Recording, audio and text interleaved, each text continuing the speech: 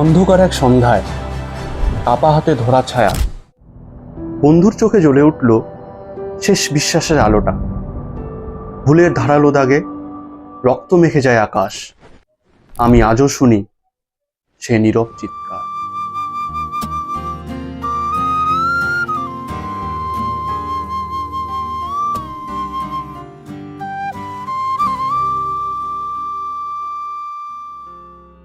একবার ছুঁয়ে গেলে পুরনো বইয়ের পাতা, বুকের গভীরে কেঁপে ওঠে কিছু শব্দহীন কথা।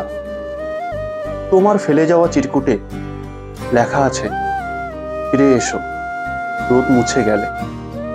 আজও সেই অক্ষরগুলো স্মৃতি সংকেত দেয় বেদনার মৃদু মায়ায় ভেসে।